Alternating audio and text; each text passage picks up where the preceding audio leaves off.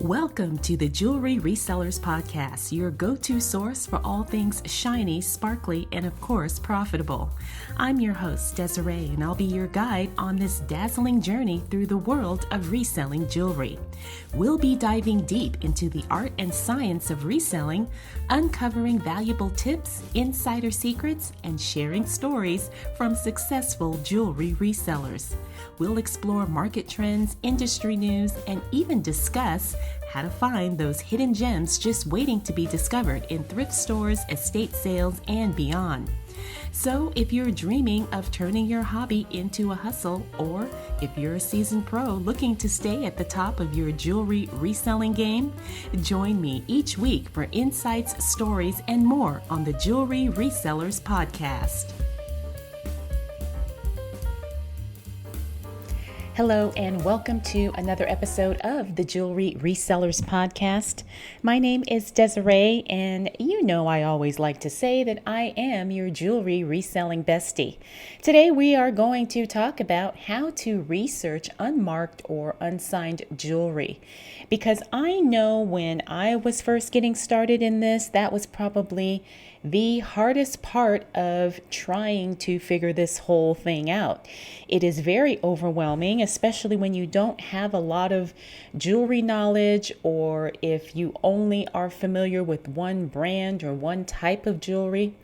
And then you also have to figure out not only how to identify the piece, but then you have to figure out how much is it selling for? Where do people buy or look for this type of jewelry?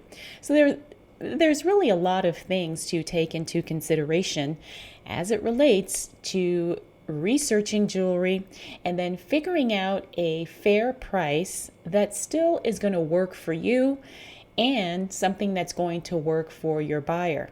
All right, so that's what we're going to cover today. So before we get started, I always like to remind you to head on over to our website, which is jewelryresellerspodcast.com, because there you're going to find a lot of information that's going to help you as a jewelry reseller.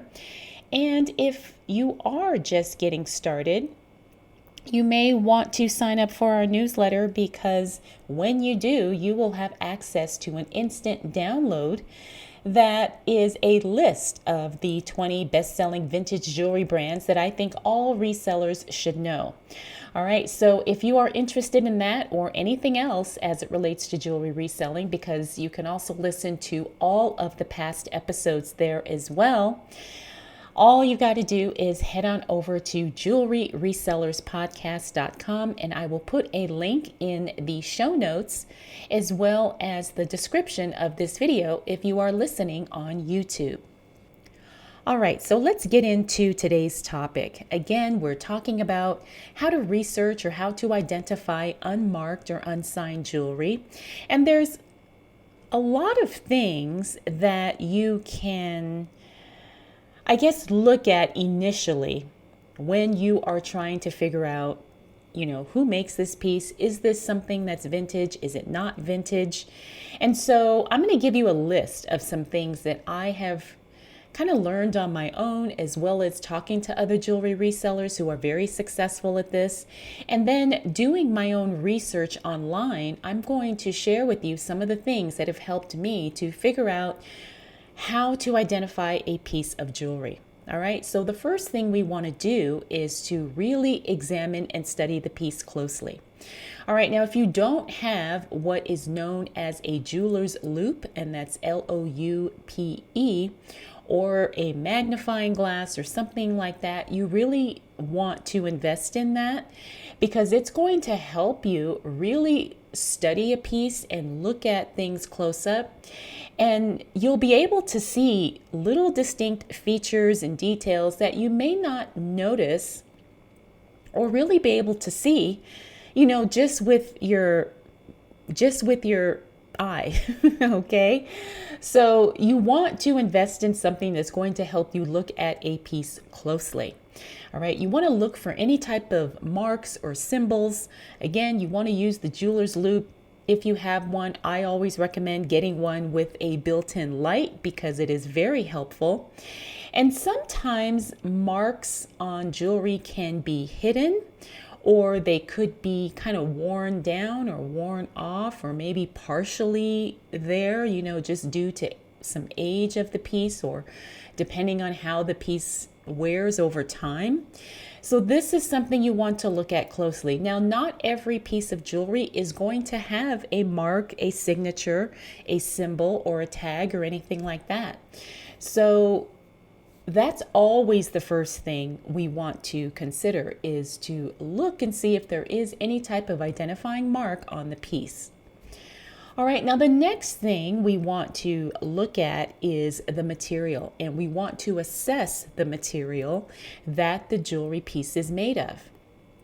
Now, I've talked about this before, where you can buy testing kits if you have maybe an idea of whether or not the piece is real gold, real silver, platinum, whatever.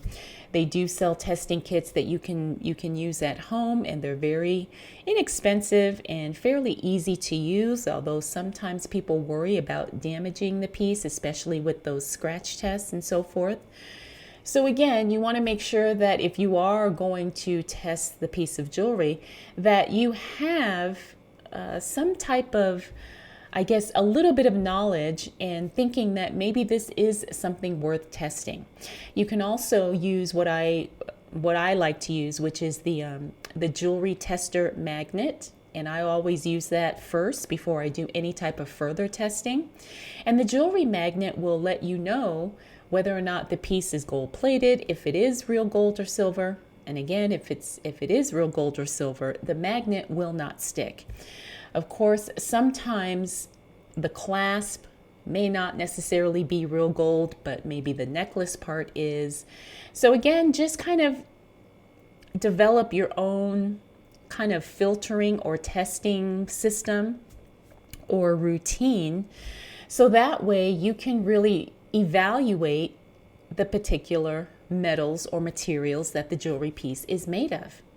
Now, you also want to look at the gemstones if the piece does have gemstones, and we've talked about this on previous episodes of the podcast. But learning how to recognize authenticity of certain types of gemstones will be very helpful in your research of this particular jewelry piece. All right, so you can see that knowledge will take time for you to develop as you are doing this. This is not something that will happen quickly for a lot of us. For me, it's taken years for me to figure out all of this stuff, and I'm still learning. And the more I learn, I've said it before, the more I realize how much I don't know. All right, so the next thing we want to look at is the style. Now, you want to have a base knowledge of the different jewelry eras or styles. For example, Art Deco, Victorian, whatever, you want to have a little bit of knowledge as it relates to that. Now, you may not, you could be starting from scratch here, and that's okay too. But once you start looking at more pieces, you'll start to recognize the different eras and the different styles of certain designers and things like that. All right, so you want to compare the jewelry piece that you're researching, maybe with similar jewelry pieces online, or sometimes in reference books. Okay, and we've talked about books too on the podcast. All right, next up, you want to consult with experts. Okay, now, again, this may or may not really apply to the jewelry piece that you're looking at or trying to figure out what it is. But sometimes if it is a high-end or really valuable or unique looking piece, you could reach out to jewelers, maybe in a jewelry store, appraisers, or even online jewelry forums or groups. And maybe you can get some information that way. Now, I'm going to talk about that a little bit later on, how that has been helpful for me. And that has been one of the best ways for me to learn about specific jewelry pieces. Now, you also want to look at the design features of a piece. Some designs or the construction techniques are unique to certain makers or certain regions or countries or designers or wherever.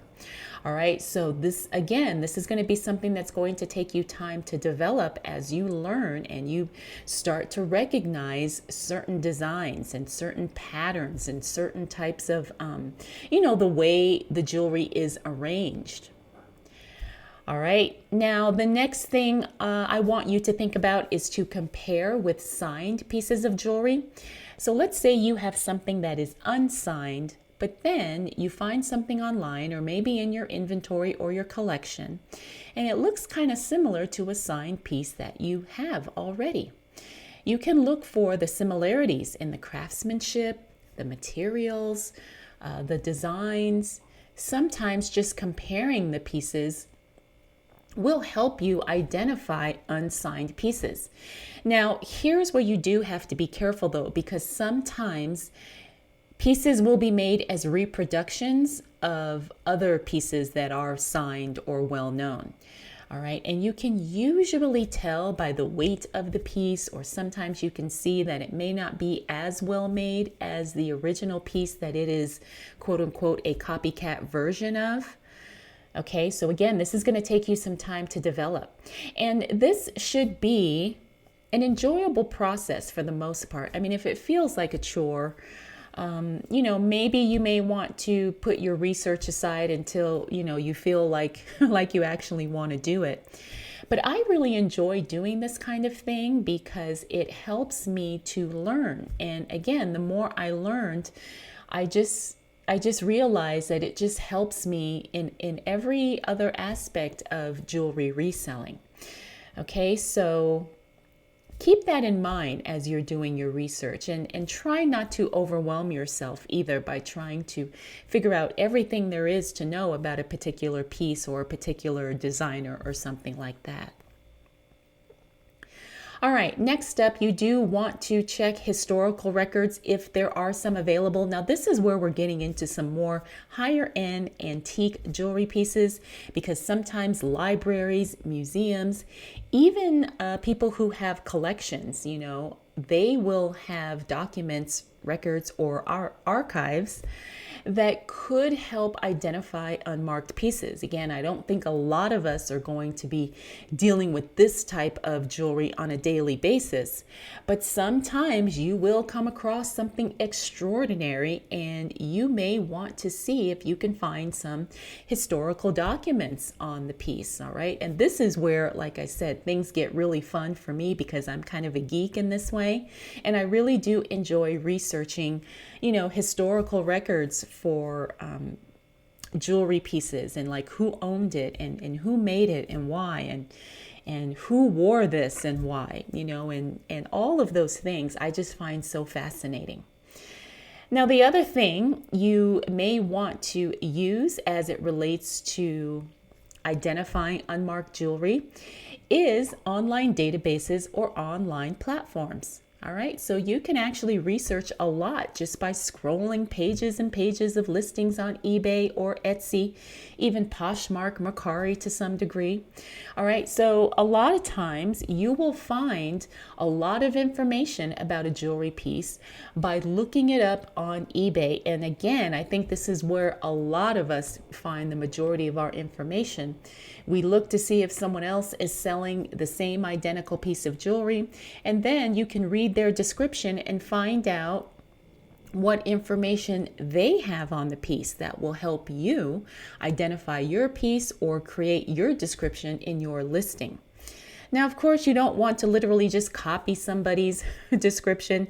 However, I do know, sellers who do that. I do think that we should use other listings more as a guide and a resource, and not, copy it word for word. But again, it's your business. You can do whatever it is you want to do.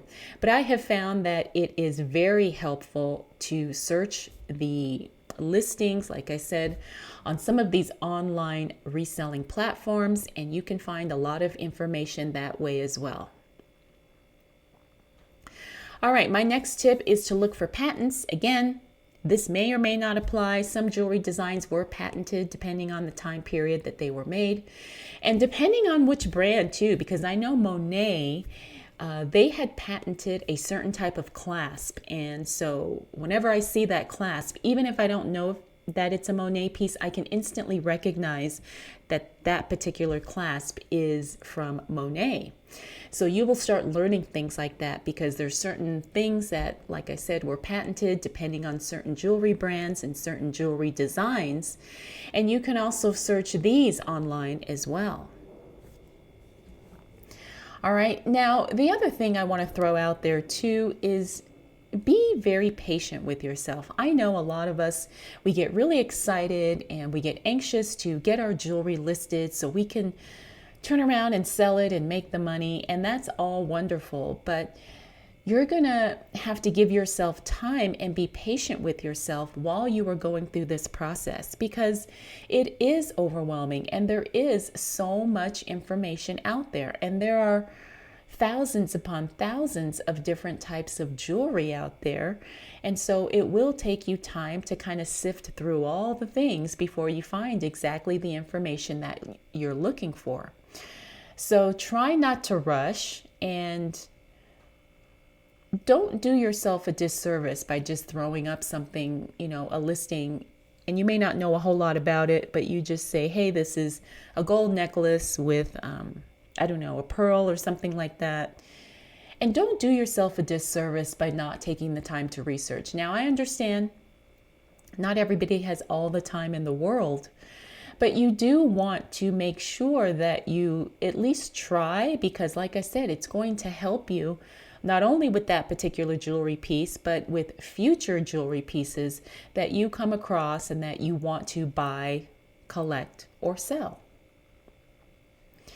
All right, so those are my initial tips for how to research unsigned or unmarked jewelry. Now, I do have a few other things that I want to discuss with you that I think will be very helpful. So we talked about examining the construction and the materials of the piece, and you want to look for distinctive characteristics. Again, these are things that could be unique to a particular designer or a particular jewelry brand. So things like the construction, we talked about that. Certain clasps, we talked about that.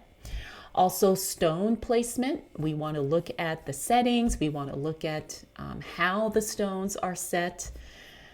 You also want to look at things like the prongs or the cups that the stones are in, because you will be able to tell a well-made piece versus a maybe not so well-made piece just by things like that, little details like the prongs or the crimped stone cups, so to speak.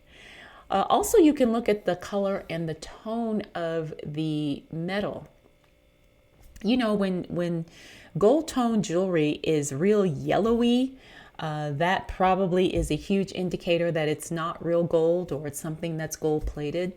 But again, these will be things that you learn over time, okay? And you want to look at unique clasps, different types of closures. We talked about that, types of metals, stones, and other materials used, okay? Now, the other thing I want to mention is really study, like I mentioned earlier, the overall design. We want to look at the piece as a whole. You want to look at the individual components of the piece, but then you want to look at the overall design, style, and quality of the piece.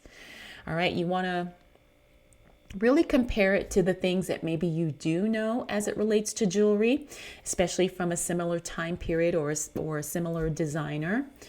And once you get used to really looking at jewelry pieces as a whole, you will start to develop a very keen eye for recognizing certain parts of, a jewelry designer or whatever the case may be.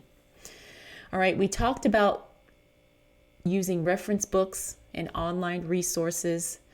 Some really good books that I know of are the Warman's Costume Jewelry Guide. I love that book. I have checked it out several times here in my local library, and I probably should buy it, but I always just end up borrowing it and then returning it and then borrowing it again. You also want to look for books on specific designers like Miriam Haskell or Schreiner or Juliana. And then also I talked about the online databases, and sometimes there's photo galleries online of jewelry marks and jewelry signatures. All right, so we talked about the totality of the piece. Remember, we're looking at the design, the construction, the materials, and the quality of the jewelry piece. And you don't want to rely on just one factor like the type of clasp, all right? Because I have seen really beautiful jewelry pieces with a very cheap clasp, like really nice higher end necklaces, vintage jewelry necklaces. And let's say the original clasp broke off or whatever. And sometimes people will replace the clasp and it may not be the same quality as the original clasp, or maybe that was all they can find, whatever the case may be. So you really want to make sure you look at the totality of the piece, okay? Again, I talked about looking for marks, stamps, hang tags if they are available, if they are attached. And looking at the time period that the piece likely came from. Okay, and again, this is where it's going to take you time, because you're going to have to learn the style, the era, and the designs. Now, one of the things that I want to encourage you to do is to just look at as many signed jewelry pieces as you can. You may want to go to an antique mall. You may want to maybe look at things online, like we talked about, like on eBay. You can put in a designer, like I said, you could put in Trifari, Monet, and just scroll the listings and look at some of those jewelry pieces, because you'll start to recognize a common theme or a common style amongst those pieces of jewelry. All right. And that's how I have learned a lot too. Just like I said, scrolling the listings of eBay, both sold and unsold. All right. We talked about having pieces examined by a professional jeweler or an appraiser if you feel like your piece warrants that, even some type of jewelry historian, even, to get some expert advice and expert opinions and input. But again, I think a lot of us are not dealing with those types of pieces, at least not now. But that's always an option if you do come across something. All right, the other thing I want to share is, which I do this all the time, and that's Google Lens or reverse image search if you're looking at a piece online. Now, Google Lens has been hugely helpful for me as it relates to identifying jewelry pieces, and I may not know anything about it. So always do a Google Lens search, even when you're out sourcing, or maybe you're out shopping and you come across a piece and you don't want to buy it because you don't know a whole lot about it. You can always take a photo of it and then run it through Google Lens and see what comes up and see what you learn and see, oh, this is a piece from such and such design, or this looks very similar to a high-end piece that could be very valuable. All right, so Google Lens is your friend. It's one of the things, like I said, I recommend all the time. And when you're using Google Lens, make sure you take a picture of the front and the back of the piece. Now, that's a tip that a lot of people don't know about, is like if you're trying to look for something, sometimes you'll take a picture of the front and then nothing will come up. But surprisingly, if you flip it over like a brooch or maybe a pendant or something like that, take a picture of the back as well and run the back side photo through Google Lens as well, because sometimes things will come up with a photo of the back versus a photo of the front of the piece. And I've had this happen several times when I've been stuck and then I realize, oh, I can find out about the piece by taking a photo of the back side as well. All right, another thing that I think has been hugely helpful for me, and that is posting a pic and asking questions in Facebook groups. Now, there are hundreds upon hundreds of Facebook jewelry groups, on Facebook. And let me tell you, those people are so knowledgeable and they are so helpful. I highly recommend that you do use those groups to your advantage and see what people may know and see what they are willing to share with you as it relates to helping you identify your piece. And then there's people in those groups who are already knowledgeable and experts as it relates to certain jewelry brands or styles or eras or whatever.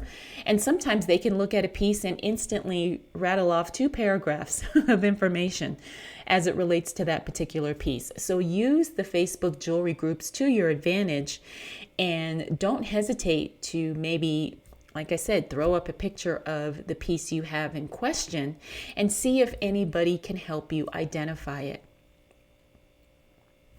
All right, so we talked about a lot today, and the key is really to look at the piece holistically and compare it to what you do know, or compare it to known similar types of jewelry that are out there right now. And of course, with practice and time, you will develop a trained eye for recognizing the hallmarks of different designers and manufacturers and things like that.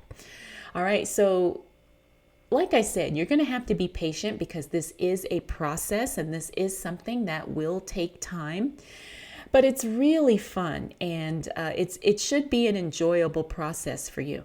Now, not all the time it's going to be fun and enjoyable, but for the most part, it's really just enlightening, and it really is something that's going to help you be a better reseller, just because you're going to have so much more knowledge about the pieces that you're sourcing, the pieces that you're buying and collecting, and then eventually selling. All right, so if you have some tips, to help make this process easier, or things that you have learned in your journey of being a jewelry reseller and researching and trying to identify unmarked or unsigned pieces, please share your tips in the comments, because I would love to know more about what you guys are doing that could potentially help me identify pieces that I know nothing about. And in closing, I do want to say this, that sometimes you will find a gorgeous jewelry piece and you will go through all of the things as it relates to trying to figure out who made it, who's the designer, and all of that. And you may exhaust all of your resources and still not have an answer, or still not get any more information. And sometimes you have to be prepared to acknowledge that a certain piece, the origins of it may forever be a mystery. And that's okay. But sometimes I know it's very frustrating because, you spend all this time looking and researching, and then you realize I still can't find anything about this piece, and it's gorgeous, or it's so unique, but sometimes that happens. Sometimes you just have to be at peace with doing all that you have done and realizing I just don't know anymore, and I don't know what else to do. And that has happened to a lot of us, on this journey, but it doesn't mean anything. Sometimes pieces will remain a mystery as it relates to their origins, and then you will tuck it away, and then you'll pull it out again months or years later, and then suddenly you find information on it. So that has happened to a lot of us as well.